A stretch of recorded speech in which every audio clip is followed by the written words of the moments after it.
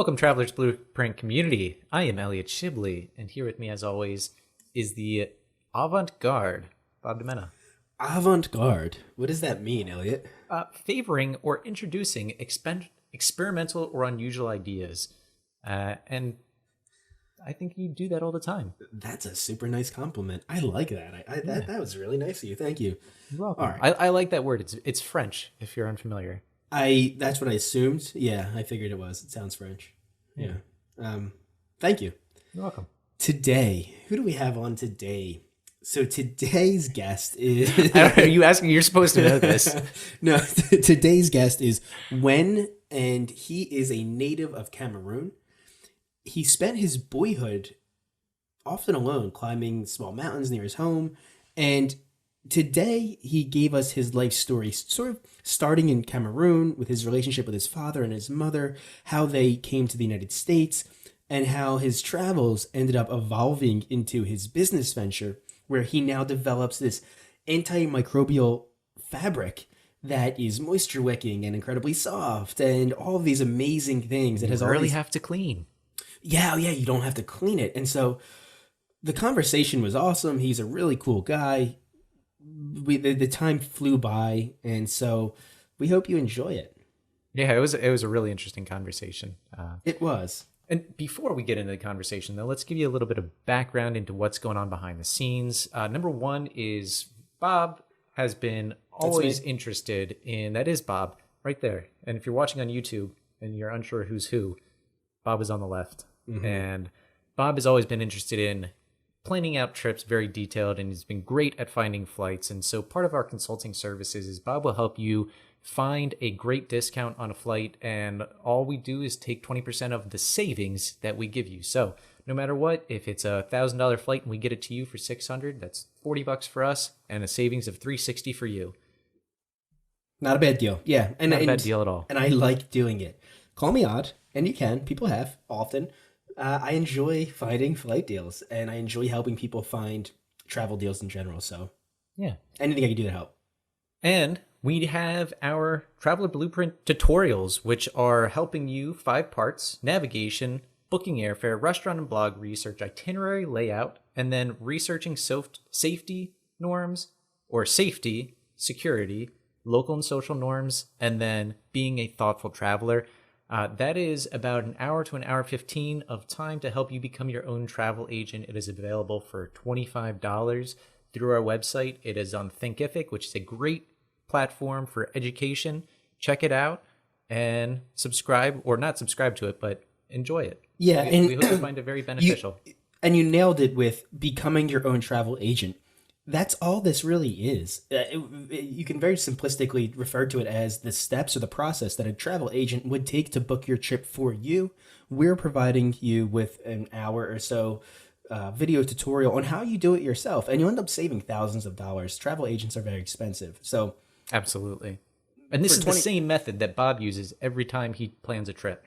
Every time. It's what I used when Elliot and I went to Peru. It's what I've used for countless trips in the past, and what I'm still using today for my trip this year.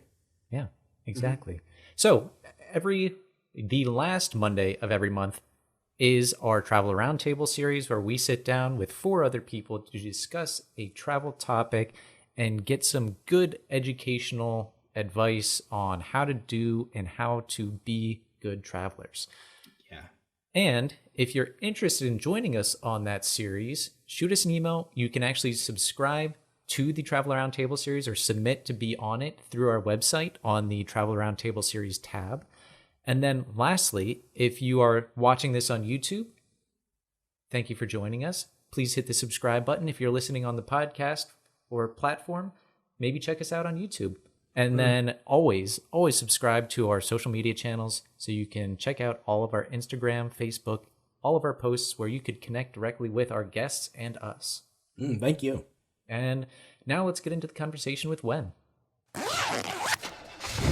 Welcome to the Traveler's Blueprint. Start designing your next adventure.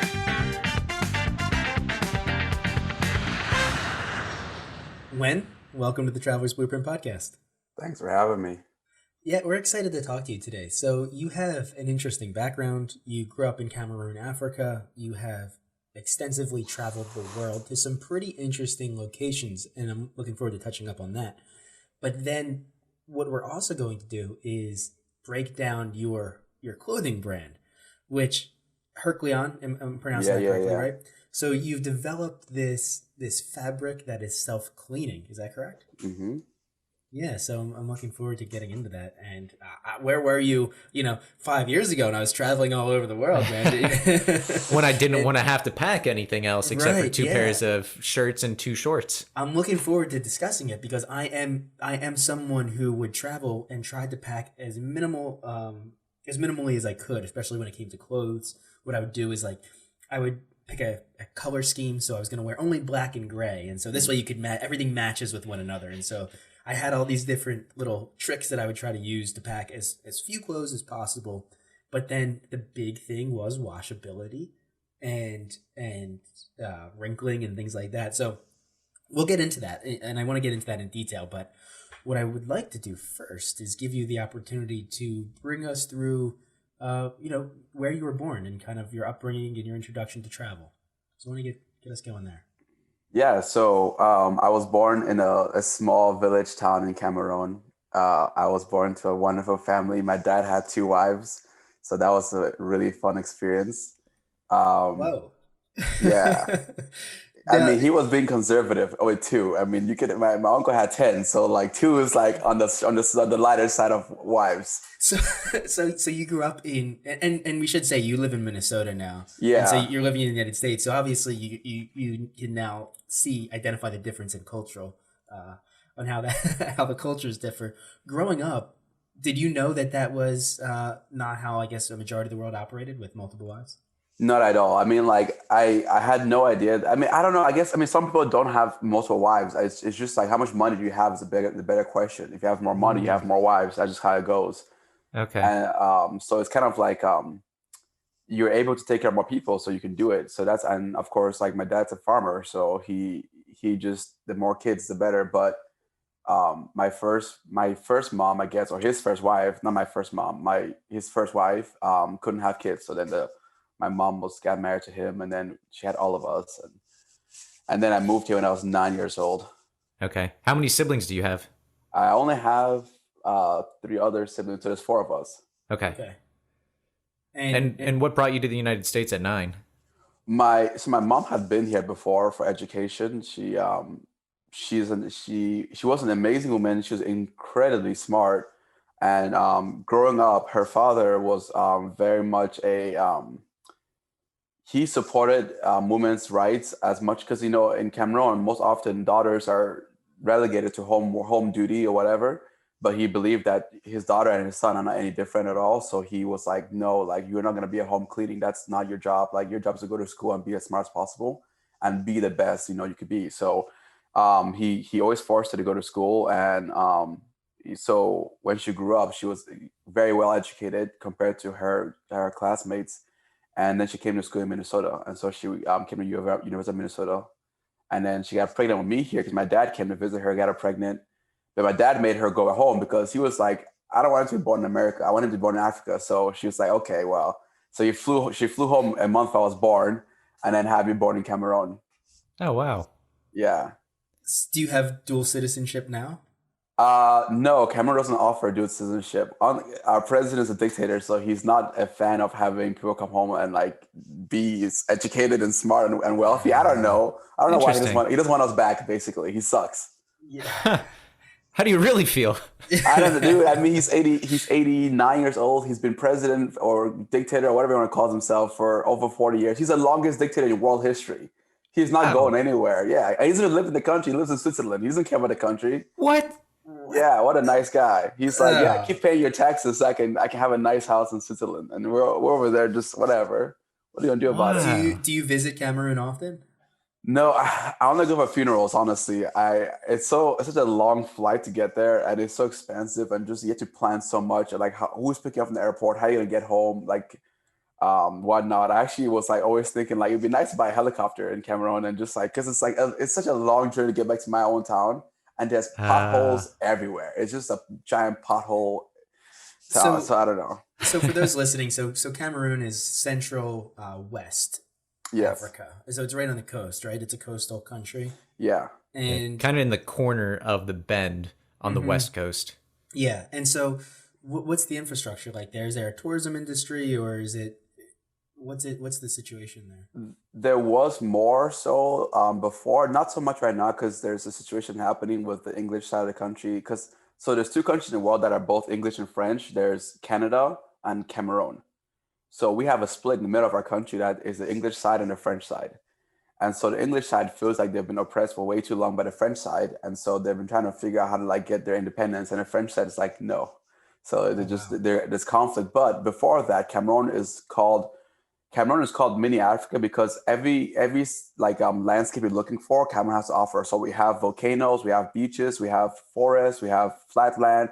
So everything, we have lakes, we have everything. So everything you want to see in Africa, Cameroon already has it all in one country. So it's like the most like I think diverse landscape in Africa. So before it had a great tourism industry, and now not so much. But I mean, infrastructure wise, there are good roads. There's a train system that goes from the like port city to the northern region. Okay. So you can get around pretty relatively easy, but not too easy.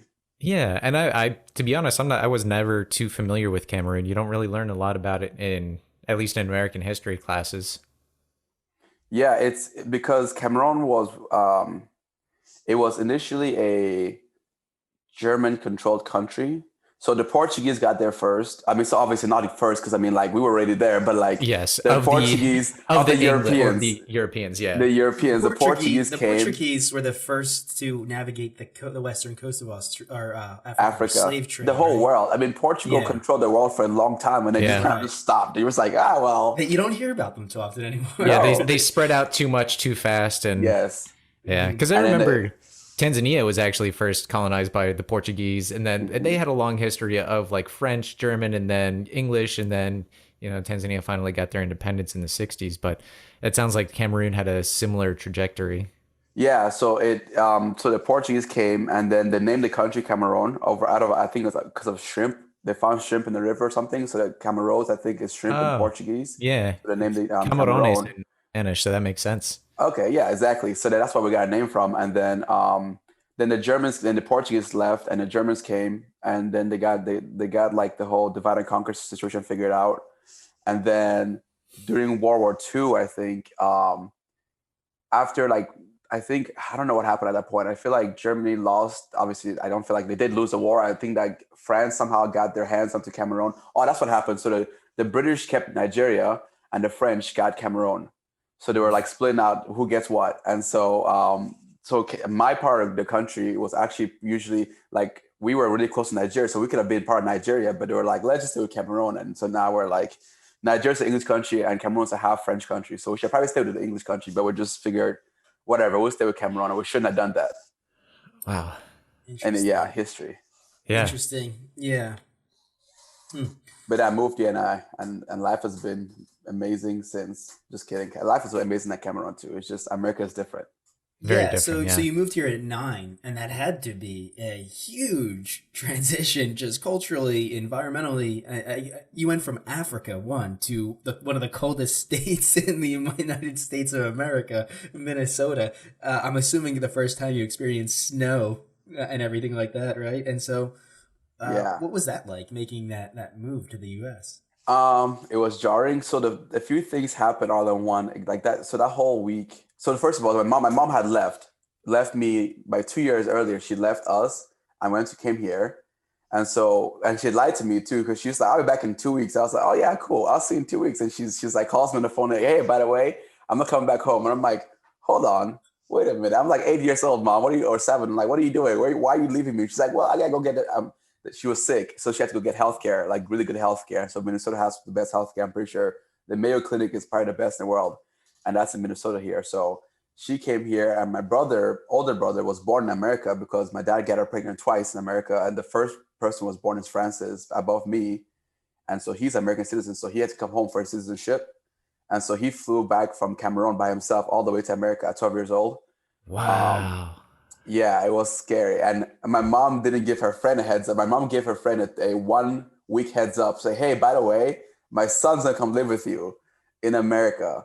And she's like, okay, I guess, whatever. I guess send him on. I sent him on over.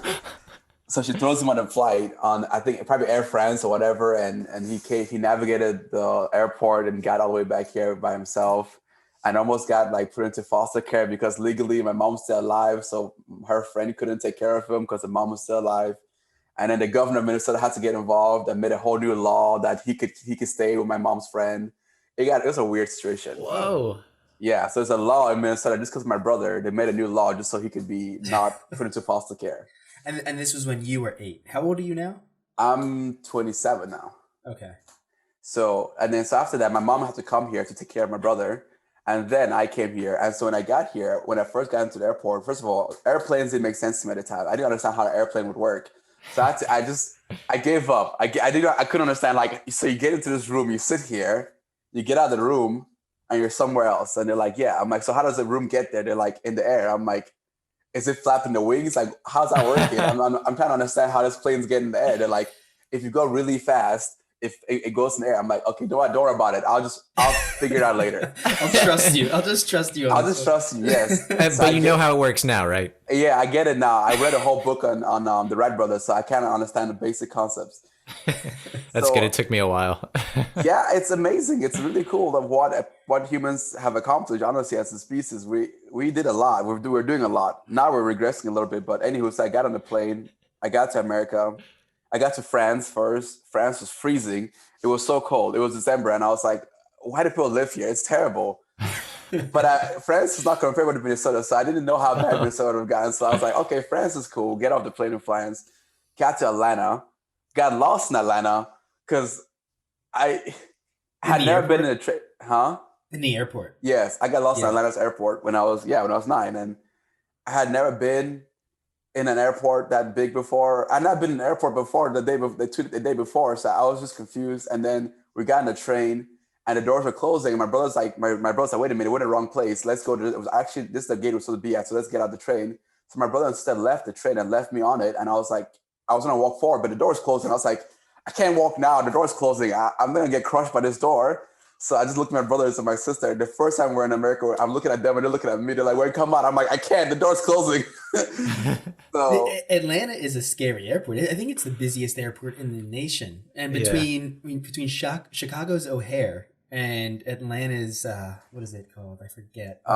They are very scary, very busy, and hard airports to navigate. And I struggled with them as an avid traveler in my mid-20s. So I couldn't imagine doing it at 9. Oh my God, no! They are just absolutely massive. Like they're the size of cities. Yeah, is it Durham? Hartsfield Jackson. Hartsfield. Yeah, no, it was crazy to get through that. And then so I got lost and I started crying. And I could barely speak English anyway. So like I go to the front of the train and like the security guard on the train sees like a little kid crying and they're like, "Where are you going?" And I don't speak English very well. I speak a different version of English. So they're like, "Where are you going?" And my mom's best friend's name was Mrs. Donna. So I'm like, "I'm going to Mrs. Donna." They're like, "Mrs. Donna?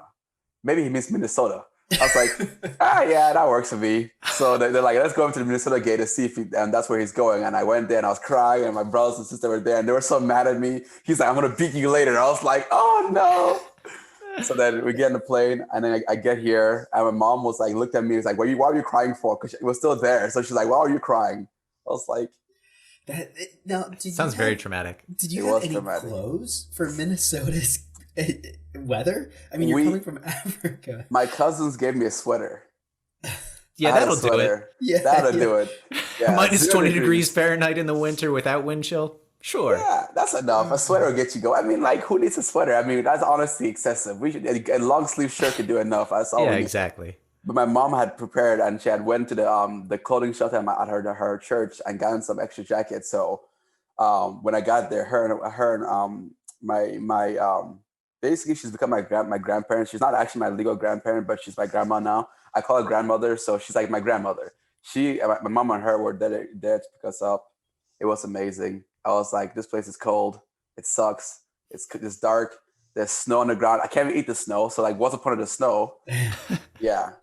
It was exciting. It was an exciting time back then. That's an incredible transition. And you've been there ever since. Yeah, I've been here. I mean, I went to school in Florida. So I went to Florida for a little bit and I realized, man, people that are really hard to talk to. So I came back here. Yeah. Very different than Minnesota. Florida man. Yeah. It's very different. It's a very different culture. I was actually in Pensacola, which is like a little bit more northern, more like country Florida. So like I got to experience the southern lifestyle, which was really fun for a while. Like just shooting guns and like doing just southern people stuff. Eating grits. Sometimes. Yeah. It is a subculture of the United States, one of many.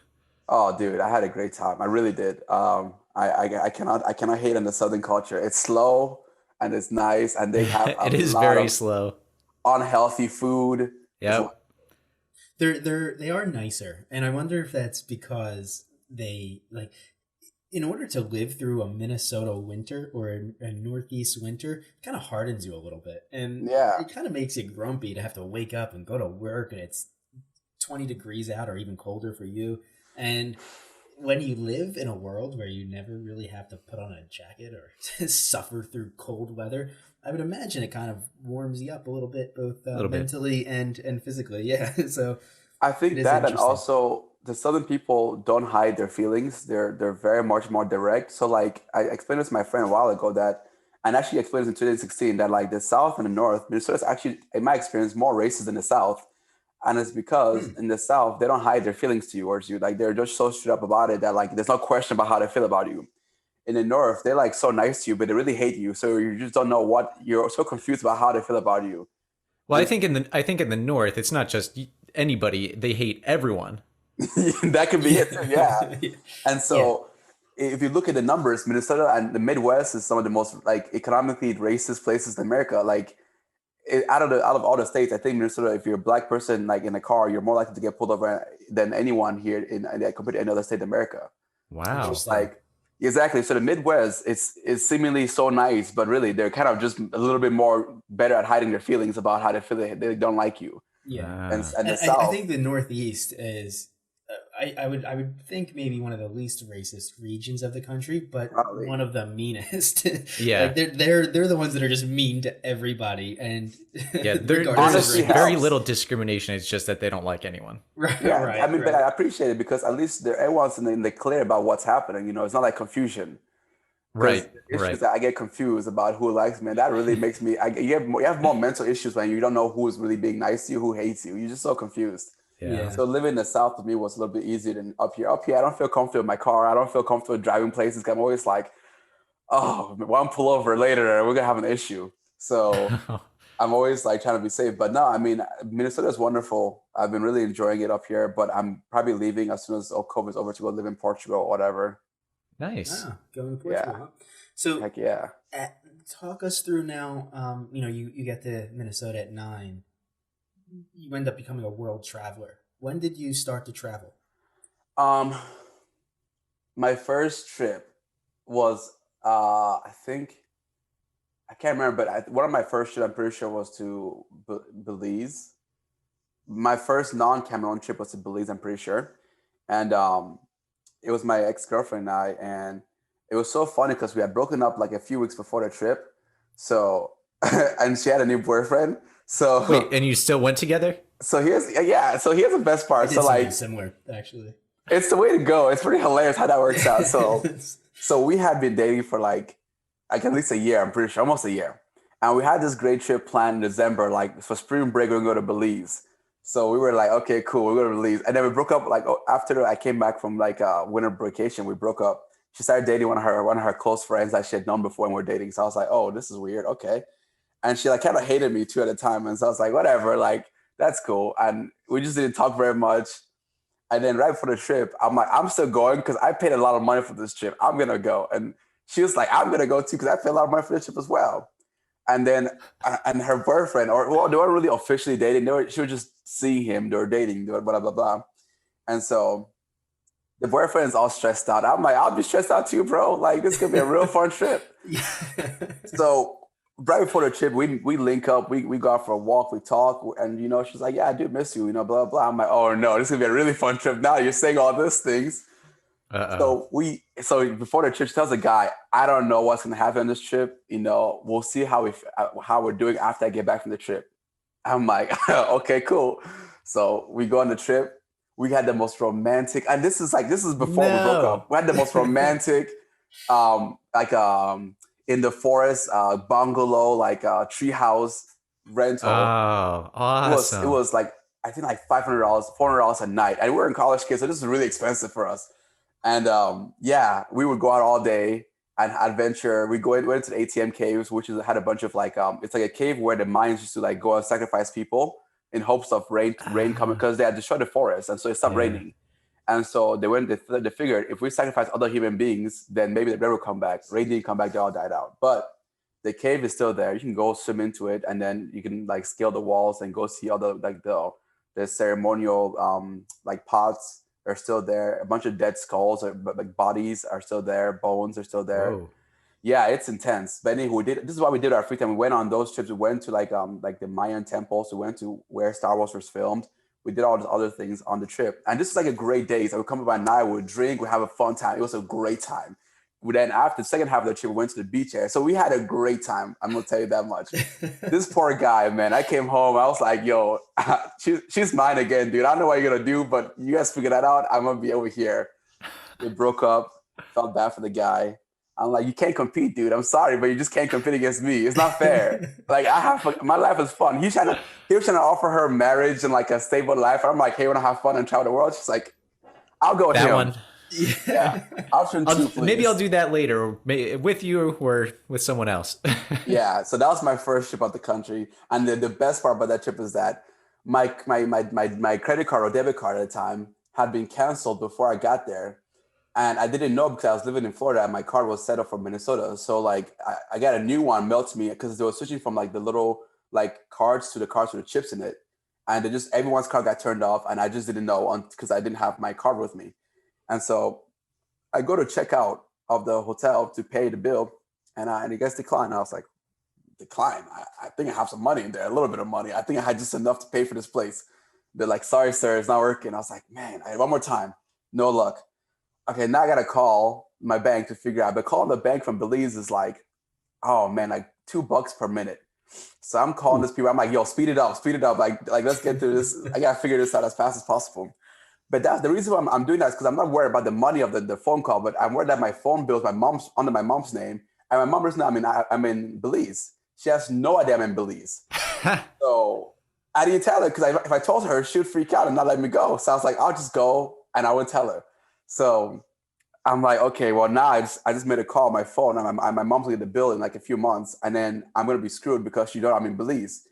So I'm like, I'm stressed out now. But I'm like, you know what? I'll get home. I'll look at the phone bill every month and make sure if any extra charge, I will pay for it ahead of time so she'll just know I've gone out of the country. So I get home. The first month I look at the bill. No, nothing. No Belize. Perfect. Second month, no Belize. I was like, okay, maybe we're good. So I just stopped looking at it. There's no point. Look, at 2 months is enough for them to clear the bill. The third month, I get a call from my mom. Hey, Wen. There's a weird charge on your phone. It's really expensive, like $40. What did you do on your phone? Mom, I have no idea, but don't worry about it, Mom. I'll call T-Mobile. I'll get it straightened out. Don't worry. I don't want you to worry. No, Wen, you're in school. You're a hardworking kid. I'll figure it out. I'll call you back when I figure it out. No, Mom, seriously, I got this. I don't want you. You're a busy lady. I don't want you to stress out. I got this. My phone. Let me worry about it. Wen, seriously? No, I'll call. So she calls T-Mobile. And she hangs up the phone on me and calls me, and I'm stressed out. My mom is going to beat the life out of me. I'm stressed out. Oh, I was like, okay. She's going to find out I was in Belize. So I get a call from T-Mobile. Like, hello, is this Muenyi? I'm like, yes. They're like, we have your mom on the line. She says that, like, you are not in Belize, but we have here that your phone was recorded that your phone was in Belize and it was used in Belize. I was like, yeah, that's true. She's like, okay, your mom's on the line. Let me hook her on so you can tell her yourself. I was like, oh, why would you do that to me, man? That's so messed up. So they connect my mom. Brutal. They connect my mom to the phone. And mom's like, when? So you were in Belize? I was like, yeah, Mom, I was in Belize. She's like, okay, say no more. Hang up the phone.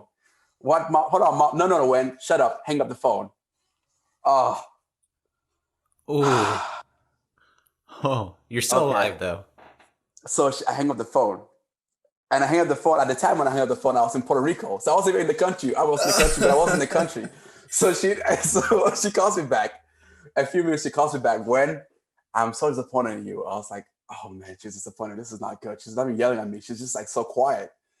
Oh, that's the But I worst. called you. That's the worst. When they're quiet and they're not even Yeah. yelling at you. They're just so disappointed and just quiet at you. You're just like, oh my God, I really messed up. Yeah. So she's like, you're lucky you tell your siblings that you were in Belize, because I called your sister. She said she knew you were there. I called your brother. He said he knew you were there. So I'll let this go, but please wait. Don't lie to me ever again. So I made it out the first lie. The second time, she didn't know I was in Puerto Rico. She didn't have to know. There's no need for it. I mean, it's America. I'm technically in the country, so we're good. So that was my first trip. Wow. And so you continued to travel after that, I'm assuming. Of course. Quite a bit. Yeah. So I have on your list here, you've been hiking. Now, do you seek adventure in your trips, hiking and outdoor adventures? Not particularly. I'm quite lazy, so I try to avoid any labor, any actual work. I avoid as much as I can. So And lazy traveler. Yeah. Yeah. It seems counter productive to the whole process of travel. Like, travel takes effort and requires you to put in time. And well, so does creating a company. That's true. Right. Yeah. So my favorite vacation, or my favorite, is when I go on a trip with my friends and I do nothing the whole time. It's a really good time. I went to Bahamas, and we stayed at that really nice one everyone knows. What's it called? Atlantis. Yeah. We stayed there, and we literally did almost nothing the whole time. We watched a Friends series because there's like a nonstop Friends marathon. So we just stayed the whole time, watched Friends the whole time, and left for food. You flew to the Bahamas just to watch Friends? Yeah, it was a great time. We had a really good time. I mean, we went out a few times. We went out to jet skiing. I lost my sunglasses in the lake or the ocean, I guess, because I was having too much fun, and I just go a little crazy. Interesting. Yeah, so we had a good time. You do hike, right? You have hiked if I have to. Yeah. So you've traveled to, across Europe, it looks like, and I guess Central America, and maybe a little bit of South America. Yeah. Take us to your time in Iceland. Okay, so Iceland was really, really fun. I had gone, so after college, my mom was super sick. She had cancer for many years. She'd been struggling with cancer since I was born. After I was born, she had breast cancer or skin cancer, one of the two. And so when I graduated, I think her last goal in life was that she wanted to see me graduated. And so after that goal was achieved, I think she felt, good in passing away, because when I came home, it was a very rapid decline. And so I was there watching her struggle. And at some point, her muscles were so weak that I had to start carrying her to bed every night, because, her house had a lot of stairs up. She worked her whole life very hard to make money. And so she finally did well enough to buy herself a decent sized house. And so, but the stairs are very long. So I had to carry her up to bed every night because she just couldn't walk the whole journey up the stairs. So I watched my mom go through that experience. And then, she passed away that February. And I really struggled with like what to do now. Like, what am I going to do now? Like, I left college and I said, I'm gonna have my mom, figure and like get better if she was gonna get better. And so after that, when she passed away, I went through a lot of depression. I cried for like a weekend straight. And then the Monday morning I said, I cannot keep sitting in bed crying. I listen to Kanye West music, like songs, because Kanye West has a great album. When you're going through any kind of negative feelings, Kanye West, 808s and Heartbreaks, magic.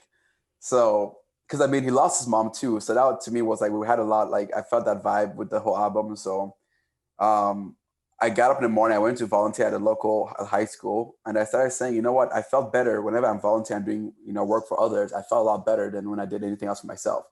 So I started dedicating myself towards work for service to others. And after that, I decided that I'm going to go to Iceland to feel better, to get my mind clear or whatever.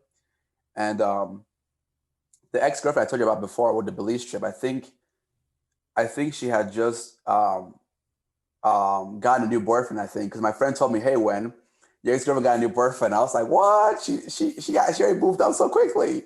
So I was a little hurt. So I got on my computer at night, about to get to Iceland for the next morning. And I packed the backpack. I went and got my butt on the plane, got to Iceland, loved it. My gosh, what a beautiful country.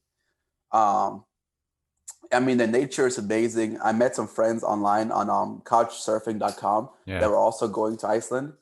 And so we got an Airbnb together. rented a car together, and just like we explored the whole country, not the whole, mostly the southern region, because the northern region, I mean, is wonderful, but I don't want to do all that driving. So It's a lot of driving. it's a lot. Um, we did all the black sand beach and the waterfalls and whatnot. We had a great time. And I realized how dating life is so different in Iceland than in America. But other than that, yeah, I had a great trip.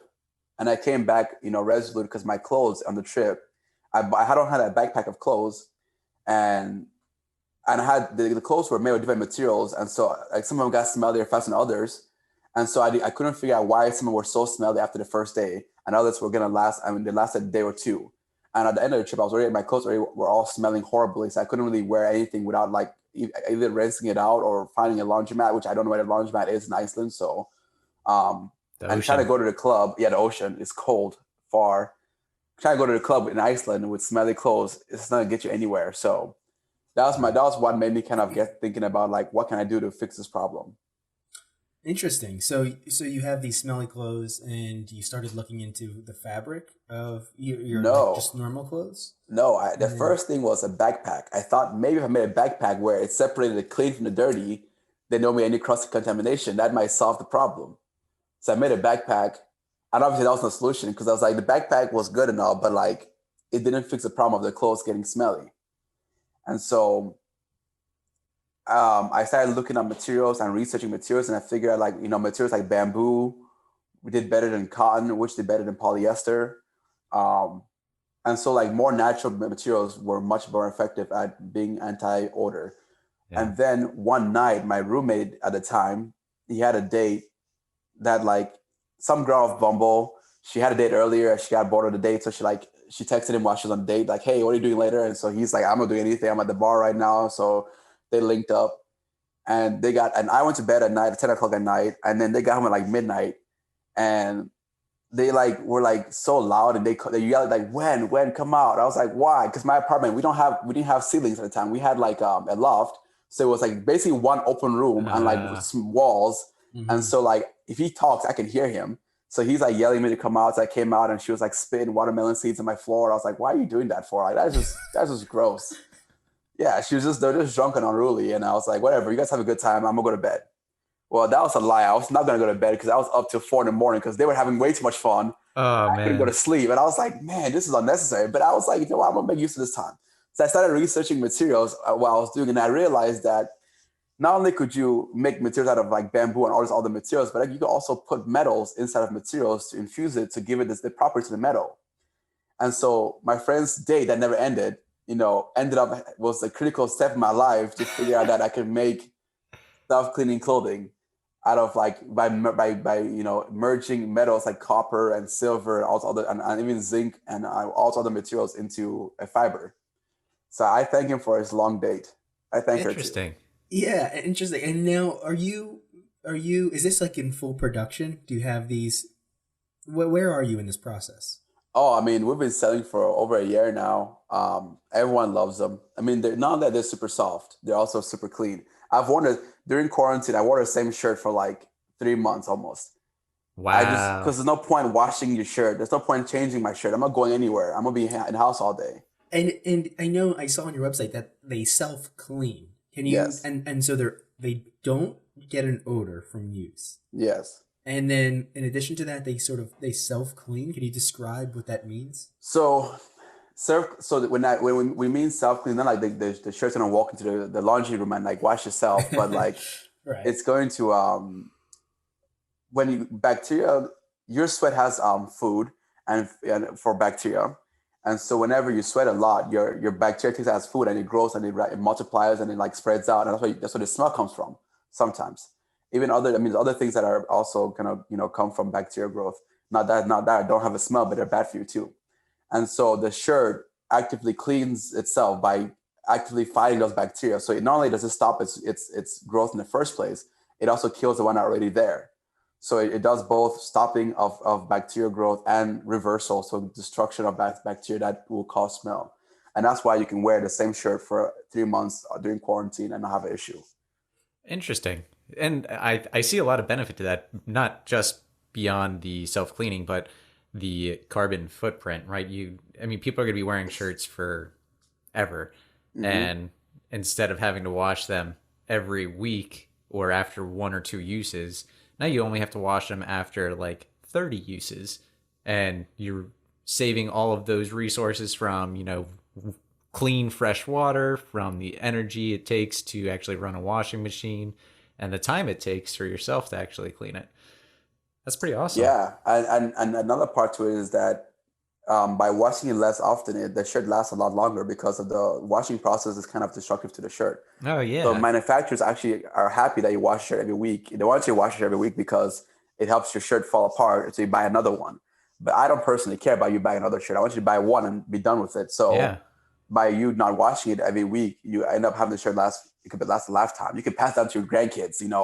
You can have this shirt be a legacy in the family. Like the official. This shirt has been through every adventure of my life, and I'm gonna give it to my kid, and my kid's will give it to my kid's kid. It's gonna be like, wow, this is a family travel shirt. No, and just to confirm, like I know you probably don't want to give away your secret recipe, but is it just like a mixture of metals and bamboo? Yeah, so it depends on what item we're making. So like right now I'm working on, which is completely unrelated to clothing, but like whatever. I'm working on a towel that right now I do laundry once a month. And that to me is still too many times, because the only reason I do laundry is because my towels get like stinky. So I don't have any towels left. And so like I want to fix a towel problem. And so I'm working on a towel, which I'm using either copper or silver, depending on the color. And I'm using bamboo or bamboo charcoal. So it's like, it's gonna be a very nice towel. And I'm not sure if I should release it this December or next year. I'm still deciding. Like all morning I've been thinking, like, should I do it now? Should I wait? I don't know. I'm not sure. I already have it made, but I don't know what to do about it. So I just have it just sitting there.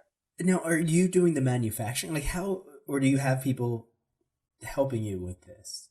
So obviously I don't have a manufacturing facility in Minnesota. So I have one over in Asia. And so they do the production. So I design the material what I want, and then they make it for me. Okay.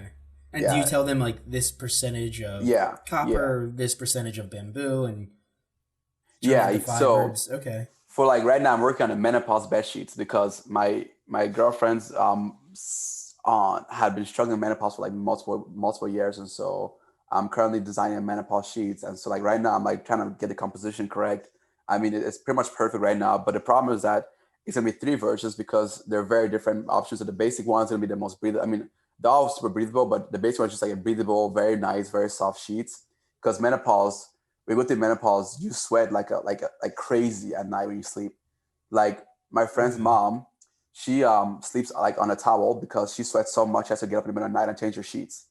It's pretty bad. Yeah, it's horrible. And so we have the first version, which is the most affordable, that's breathable and thermoregulating.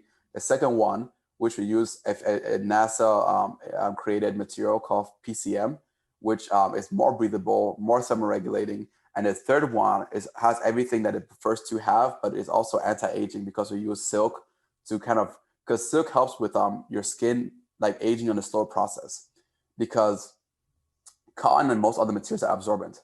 But silk has a nice little oil layer that keeps the moisture on your skin, because moisture keeps you look younger. So and also since it doesn't wrinkle very much, it keeps your skin from getting wrinkles. And so there's 3 options, and the third one's gonna be super expensive. But if you care about looking younger for a longer time, then there you go. So that's what I'm currently designing this morning anyway. Really, this is really interesting. It is. And I'm doing bras as well. I have my apartment's covered in bras, and it's like not because I have a bunch of girls coming over, it's because I have so many bras, and I'm working on like getting the perfect bra to make. Because some customer in Italy emailed me, and was like, please, I need bras. I travel the world all the time, and the bra situation is like the worst thing. It's the last frontier, apparently. Yeah, I believe that. My wife has gone through several sports bras. She finally found a style that she likes, but I mean, if she could, she would probably wear the same sports bra for a week to 2 weeks and be fine with it, as long as it didn't get dirty, didn't get smelly, and was still comfortable. Oh yeah, I mean, what we have right now is very comfortable. Obviously, it won't smell, so it's gonna be a very good option for people that love to travel. And I think next year, when the virus or the vaccine kind of comes out, I think the travel is gonna be just booming. Like everyone's ready to go somewhere. So the bras have to get the bra ready in time for the wave of the world travels that are coming out. Do you make underwear then already? Is that something? I just actually finished underwear design. I'm still modifying because over COVID I gained 40 pounds, and when I made the underwear initially, I had nice abs. I was like flat stomach, everything. COVID gave me a little belly, and with the belly, I noticed that like the waistband is a little too thick and annoying because my belly pushed out the waistband too much. So so even though I was done with the design, I had to fix that problem because I didn't know it was a problem before. So I'm fixing the belly problem of the. But other than that, like it's perfect. It's super soft. Obviously, it don't smell bad. I mean, that's what we do all about, and it's very comfortable except for the waistband. So I'm fixing that before I ship it out. Cause I already have pre-orders for, I think 1,500 pre-orders for the underwear. That's incredible because you started your company with basically a Kickstarter campaign to get the resources to manufacture and then actually do the manufacturing. And initially you started out with what? You started your Kickstarter in 2018 or 2019? I did, the first one was a backpack, and that was 2017, I think. Oh, okay. And the second one was the shirt. That was 2018. Okay. And then the third one was and you're up to $700,000 crowdfunding. Crowdfunding, which is incredible. And you're already selling, and it sounds like you have a good base and a lot of highly rated reviews. Yeah, I mean, I've been very lucky to have customers that are super excited about what we make. And like, I made a face mask, and I wasn't even trying to make face masks. I didn't want to because I was like, sounds kind of risky. I don't want to get involved with the COVID situation. Like, I just want to like, whatever. Everyone's doing face mask. I don't want to do a face mask. But some lady, she's a nurse. She kept emailing me. I'm like, please, Wen, please just make it. I'm so easy to please. I mean, all you gotta do is just say please once, and I'll cave. I'm a crowd pleaser, so like I caved and I made a face mask. Everyone loved it. I made more. Everyone loved it. It sold out 3 times already, and I just got a new shipment that just came in on Friday, and I'm sure that will sell out again in the next 2 weeks. I mean, I can't make enough face masks to keep up with the demand, but I think we'll see how it goes, because now that COVID's kind of like not chilling now, it's getting worse, but people don't care. I don't know. Yeah, it's bad. I think cases are surging more than they were in April. Yeah. And I think you're right. I think people are A, tired of being cooped up, and B, now that it's winter, we have to be cooped up, and people are just ignoring the social distancing. I think there's a lot of people getting together still for Thanksgiving, and I think people will get together for Christmas still. Yeah, so I'm not sure how that's going to work out. What I like though, Wen, is your ability to make the transition on how you marketed the clothing line, because obviously it seems like travel and essentially being able to wear clothes long term without having to pack a lot of them was sort of your motivation for this clothing line. But then early on in this episode, you discussed how you wore the same shirt for 3 months of quarantine. So it's a very versatile piece of clothing where if you're traveling the world, which you unfortunately can't do, but when you can again, you can bring it along with you and pack less clothes and have to worry less about smelling and getting your clothes dirty. But then if you want to save on laundry and just wear the same shirt and not have to do laundry during quarantine, you can also wear it for that as well. I'm totally game for that. I think you need to make some scrubs out of your material. Ooh, I get that a lot, actually. I have a lot. So a lot of our customers are actually like doctors. Some people work at NASA. We have really like high end customers. And I get it. Doctors are like, yo, so when are you gonna make the uniform? I'm like, I'm one guy, man. Like it sounds like you can get a team now. I probably could, but I'm like super like risk averse, and I don't want to be responsible for anybody's I hate being responsible for people's things. And so like I want to hire people and be responsible for their paycheck. Yeah. That's my issue. It's like I'm just avoiding being responsible for people. Or you could hire someone to be responsible. Oh, I'd have to be one person at least. I have to be responsible for that one person at least. So I don't know. A good book I'd recommend you read, and it seems like you're a reader, is called The $100 Startup.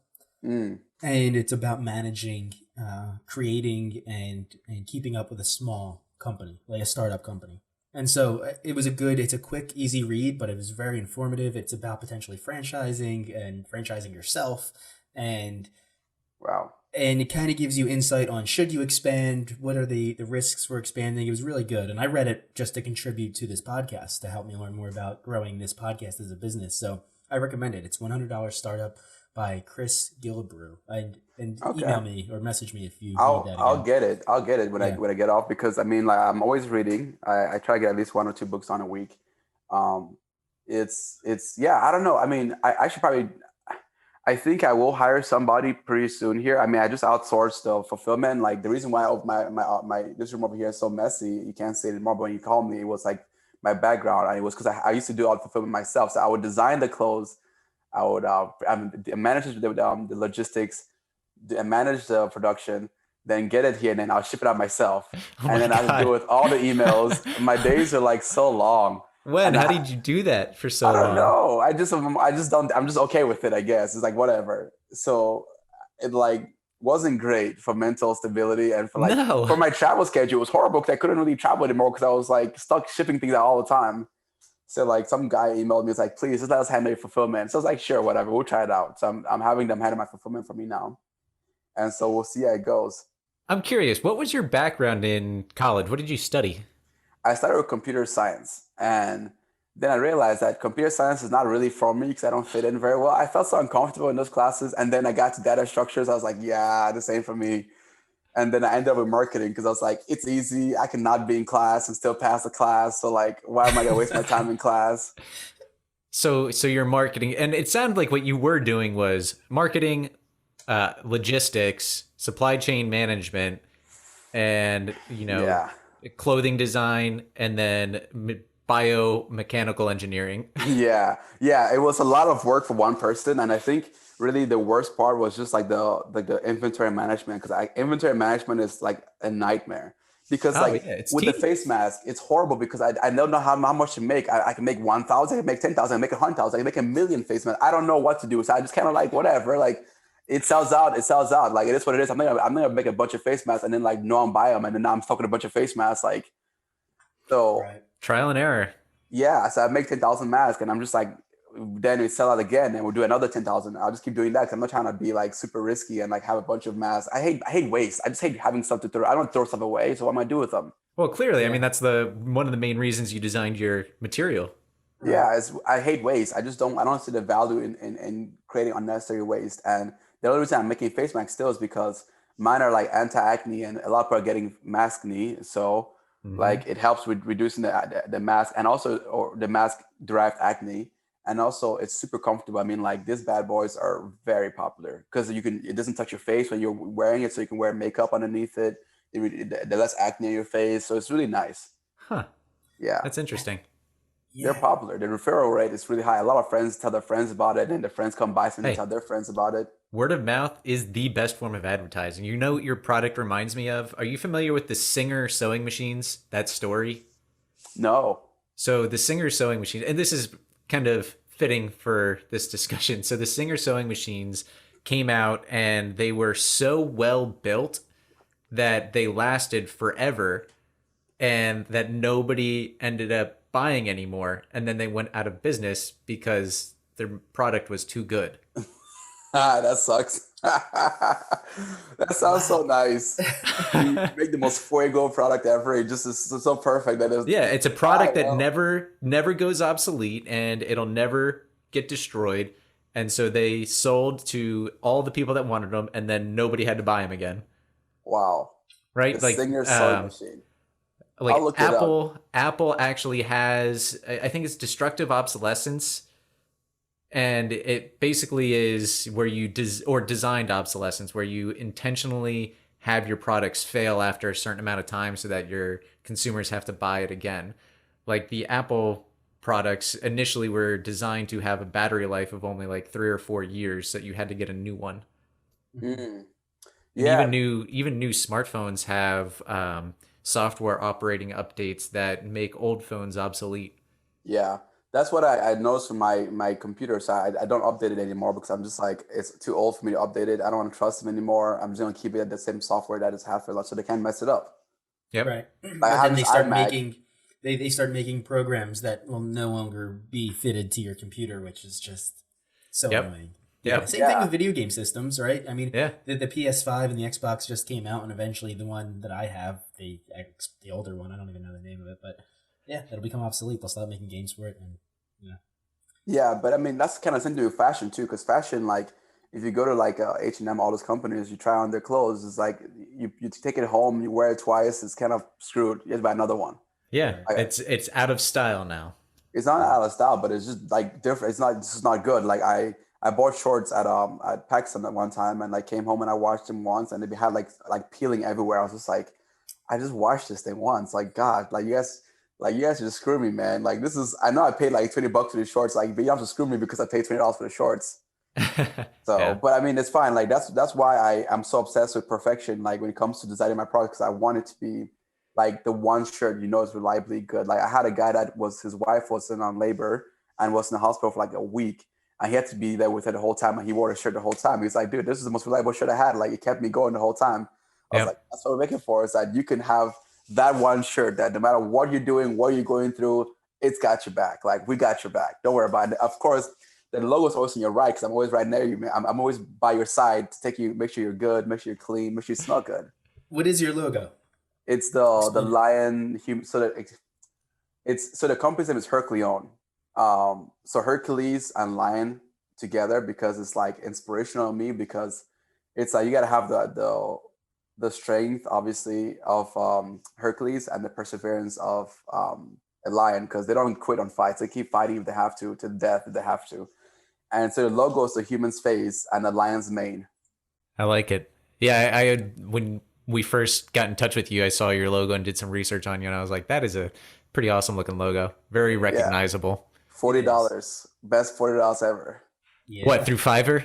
Nah, some guy I met off of freelancer.com. I was like, hey, I need a logo. Right. I want a human's face and a lion's mane.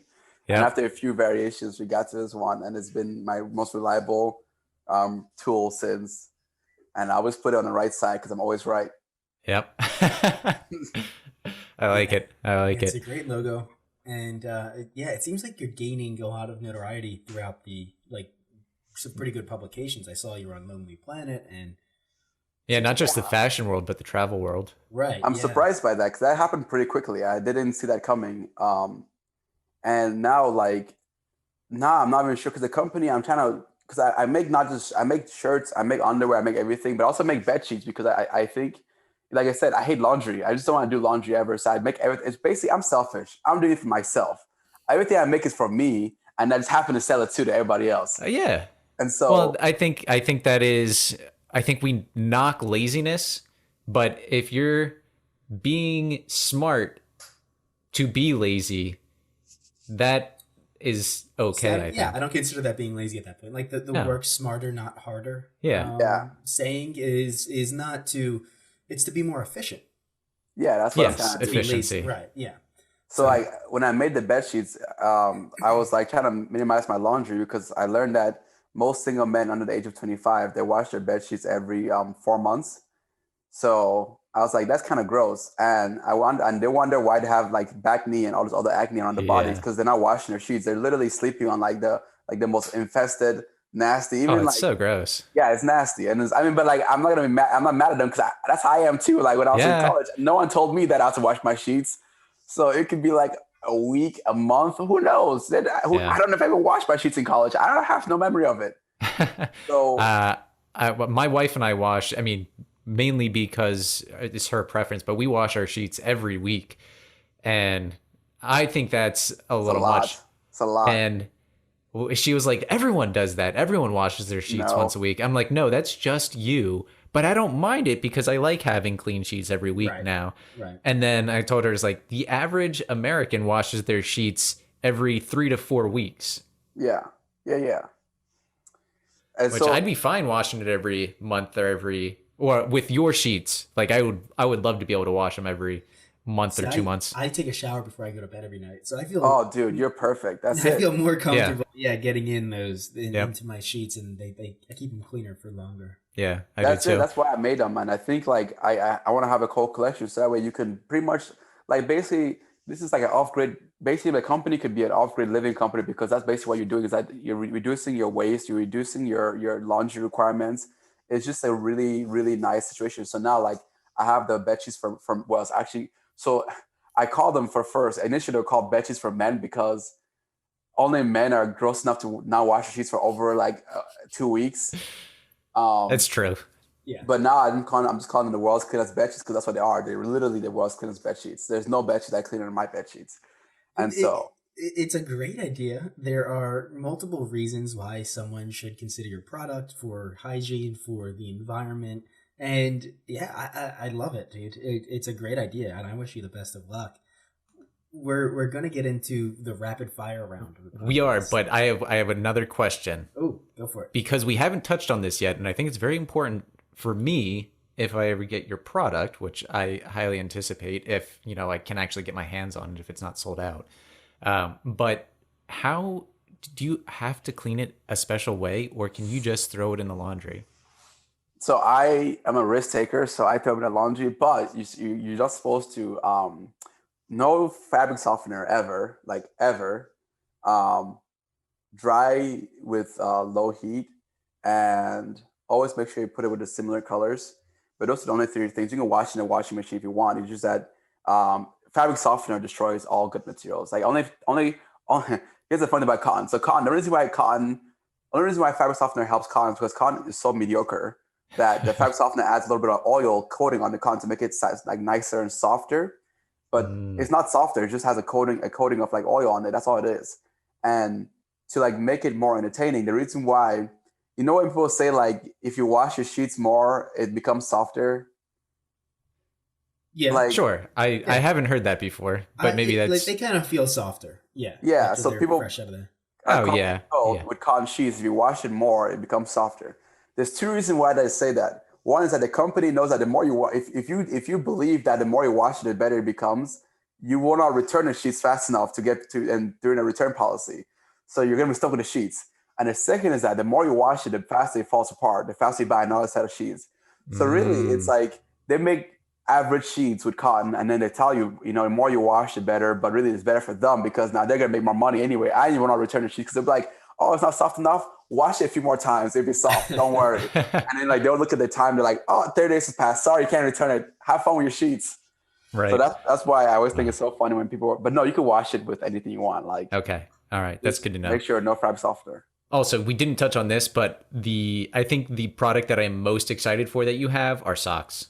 Oh, dude, yeah. Well, and they're not for me. Like, I have somewhat smelly feet, and my wife doesn't listen to this podcast, so I can say it, but her feet are worse than mine.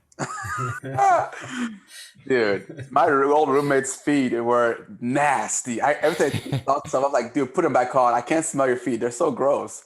So I gave him a bunch of socks, and now he's still getting girlfriends. Now he's I saved. Oh, that's good. That's good. But a new version, I have a new version of the socks. The old ones were very popular, and they are. The issue is that I made them too thin, which is good for people that have sweaty feet because it kind of helps them. But if you do like really active sport, then obviously you don't want to have too thin because you want to have some cushion for your running or whatever. Mm-hmm. So I made a new version with even softer material, but it's thicker, so that way you can like if you're doing like active like whatever, you're going running or whatever, it's still good. But no matter what, the socks are amazing. The only issue is that they're not as effective as the shirt because your feet is way more sweat, way more bacteria, and way less fresh air.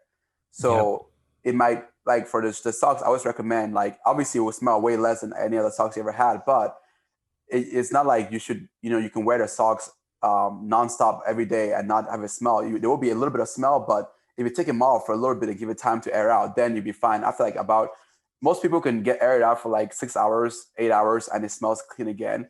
Some people, because of how smelling their feet are, they need at least like 20 hours because them bad boys is stanky. That's funny. Okay. That's a challenge. Good to know. Good to know. So the new version, get it for her. She would love it. All right. And I will say, in case she ever does listen to this, that she does know her feet smell and uses this product called Odor Eaters in her shoes to prevent the smell of her shoes and the smell of her feet. So now she might not have to use that. I feel like our fans she's basically using bamboo charcoal to keep her feet smelling better. That's what Odor Eaters are. Ah, so you're just putting them in the sock. I'm doing both. I'm putting them in the socks, and I'm using copper too to make it even better. I already pre-thought it out. Wow. Interesting. Yeah. All right. Smart laziness. Yes. Before we get into the rapid fire round, why don't you give our audience all of your website information, your social media accounts, essentially anywhere people can go and buy your product and follow you, Yeah, so HercLeon.com has mostly everything. I'm currently going to rebranding for HercLeon.com, but you can basically buy all the essentials on there.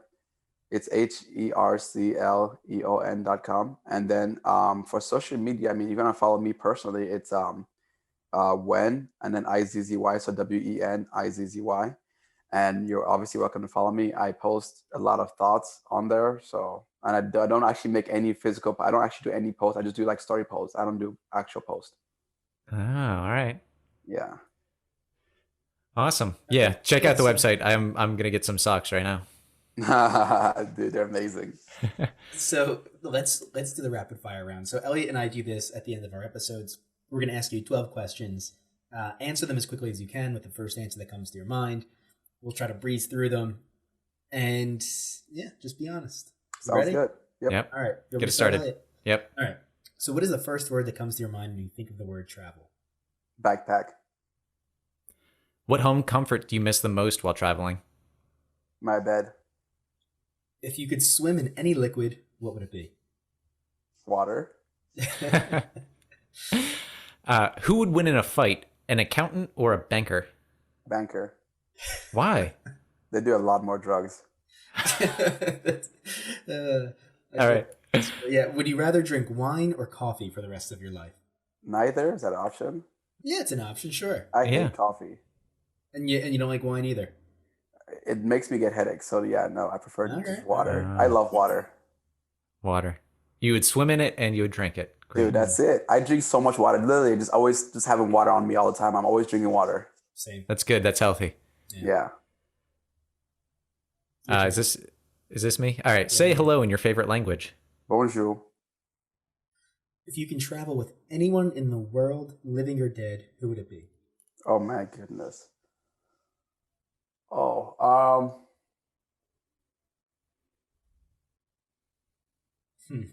There's a lot of options here. I know. My goodness, this is a terrible question. You can pick Miyazaki. Yeah. Oh man, no, but I would want to do like Muhammad Ali or Kanye West, someone just like really high energy and super fun. Because I'm just like Muhammad Ali, you're gonna be laughing the whole time. Kanye West, you might be thinking the whole time. I don't know, like the guy that went to Alaska, that one guy that got stuck in Alaska for a long time. What's his name? Oh, is that the Into the Wild? The guy who died? No, sorry, not Alaska. Sorry, Antarctica. Colin Brady? Colin Brady who just walked it? No, there's a guy Shackleton. Shackleton. I would go with him. He's like, yeah. I wouldn't, because he want to do some real adventure. I don't want to do that. So never mind. I'll stick with like Kanye West. I think that'd be really All right. Well, speaking of Antarctica, what is one item remaining on your bucket list? Bucket list. I rated everything. So then you're good. I mean, I would like to finish my skydiving license. I'm currently in the process of getting my skydiving license. I have a few more jumps left. So hopefully I can finish that this summer before I leave Minnesota, so I can have my official skydiving license. I can be a badass everywhere. Nice. Pretty cool. Yeah.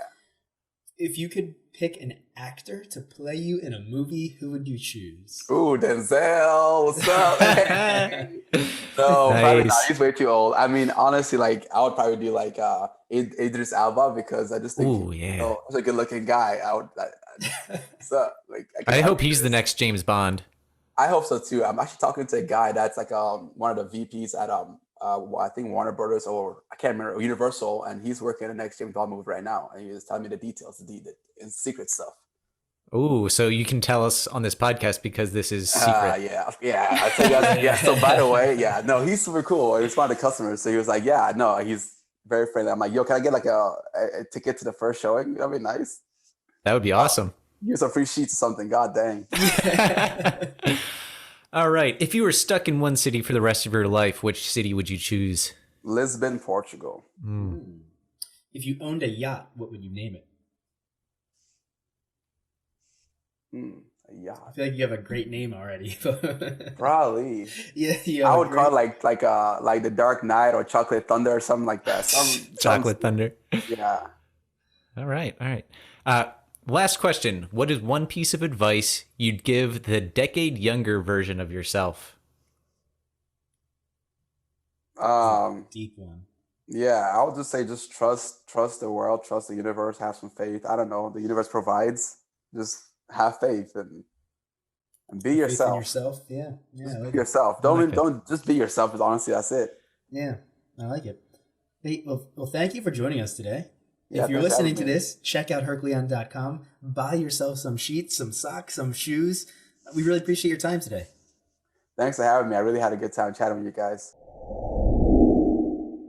What an incredible life story. And this is a reminder. This is the exact reason we got into this podcast to begin with. People are so interesting. Mm-hmm. Yeah, really. And I can see HercLeon and Wen, that brand becoming like the next Nike or Under Armour. If the product is as good, which I do have a mask and I have socks and they are great. The socks, I mean, I have smelly feet and they don't get as smelly as my old socks do. So Yeah. it works. Nice. That's incredible. Yeah, Yeah. it's pretty awesome. I'm looking forward to that too. I am too. So thank you for listening. If you really love the show and want to support us, there are many ways you can do that. Non-financially, you could do it through leaving us a review on whichever podcast platform you're listening on. Subscribe to us on YouTube, and follow us on social media. Join our community pages on Facebook. And if you'd like to support us financially, you can do that through Patreon, which is up as little as $1 a month, which helps us just pay for some of our subscriptions, helps us get new technology and software, and it's really nice. And then lastly, you could subscribe to our newsletter so you can stay up to date on all of our episodes. You can get a recap of some of our past episodes and get some insight into our future episodes. Nice. Thank you for listening.